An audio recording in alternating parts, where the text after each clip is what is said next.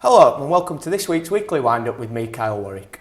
Marsden Jazz Festival celebrates its 25th birthday this year and is one of the longest running festivals of its kind in the country. Thousands of visitors make the trip by train, bus, car or even narrowboat to experience the unique atmosphere the festival brings.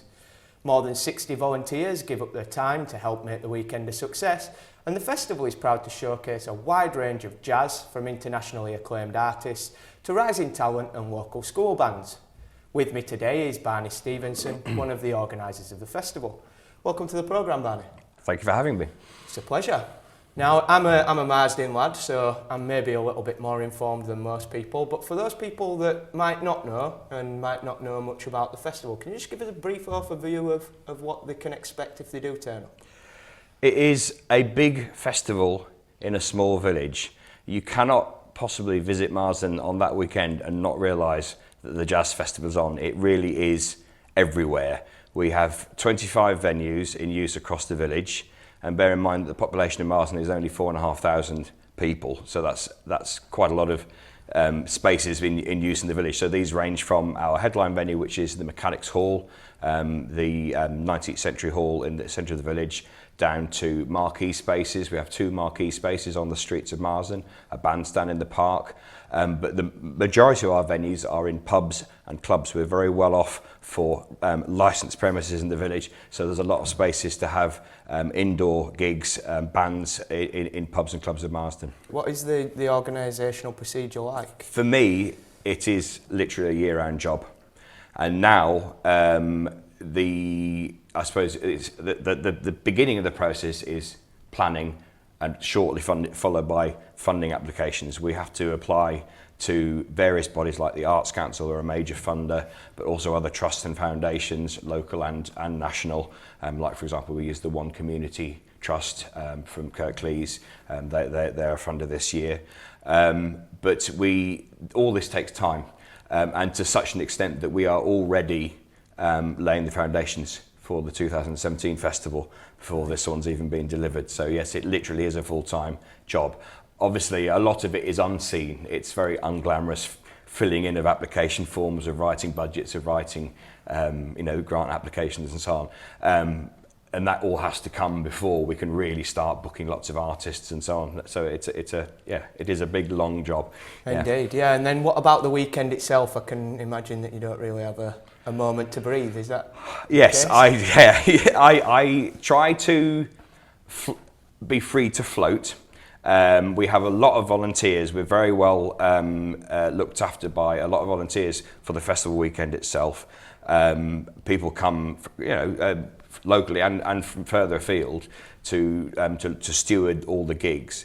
So I try to be there, to be on hand to help everybody, to meet artists, to deal with things that come up, and also actually to experience the festival, because if I don't know what the festival is like, it's very difficult to shape it and program it for the future. Indeed. But my struggle is that I get relationships with all these artists by phone and by email and so on, and I say, we'll see you at the festival. I say, well, I hope so, but there's so much stuff is happening all at the same time. I literally cannot be everywhere and meet all the people, which is always a bit of a regret for me. As I mentioned at the beginning, I'm a Marsden lad myself, and something I fully acknowledge, being born and bred, is that Marsden hasn't always been necessarily the most progressive place in the world. How do the locals take to the festival, and how has that changed over the years? There's those that love the festival and like the music, but there are plenty of people who, while they respect that the festival is happening and is good for the village, particularly economically, we estimate that the actual money spent by festival visitors each year is between £300,000 and £400,000. So the benefits to the village are considerable. So even though people not everybody like it, some people literally vacate Marsden for the weekend, but it is well respected. What are some of the acts that people can see this year, and what are maybe the highlights for you on your programme? Well, where do I start? In terms of the really big stuff, we have on Friday night, the big name, I suppose, is a joint gig between Digby Fairweather and Paul Jones. Paul Jones, who people will know as the lead singer of Manfred Mann, and he presents a weekly show on Radio 2. That is a big booking, which literally has taken 2 years plus to actually to get to come together, because we attempted it for last year and we just couldn't get the dates to work out and so on. But it is the only show that Digby and Paul are doing together this year, so it has been extremely popular, and it sold out nearly 2 months ago. However, there's plenty of other stuff. We, on that same night, later in the evening, we have a great band called the Swing Commanders, a Western swing type of band, which is very popular with dancers. The big event on the Sunday night is a band called Jazz Jamaica. It's a 10-piece band playing a sort of fusion between sort of reggae and jazz. That should rattle the windows a bit and be a really popular do. And the big name on the Sunday is a group called the Impossible Gentlemen. So that is they describe themselves as an Anglo-American supergroup. So there's two Americans, the drummer and the bass player are from America, and that is a sort of heavyweight band.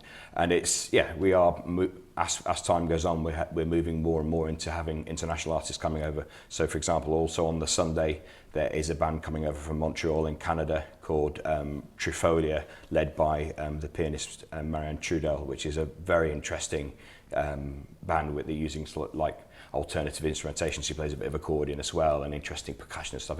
That'll be a nice gig.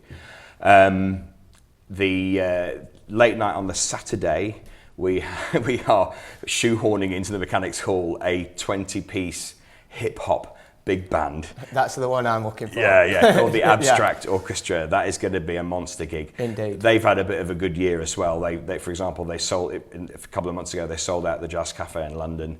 They've played at Hull Festival and Manchester Jazz Festival. They've had a really good year.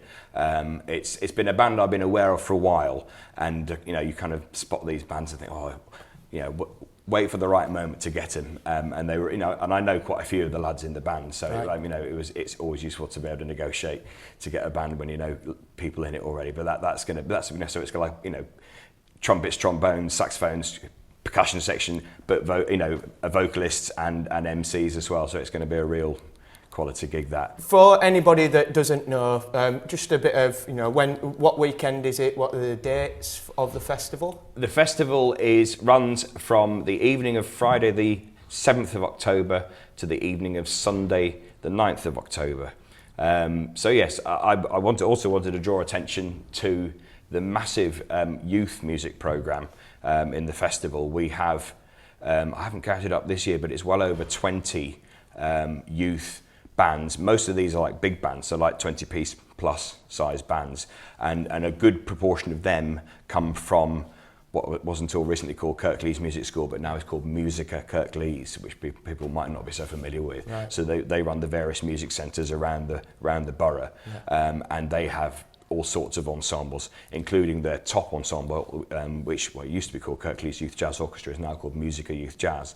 But they are doing a masterclass, performance first, and then a masterclass with Gary Crosby, who is the leader of Jazz Jamaica, but is also has an amazing reputation as a jazz educator.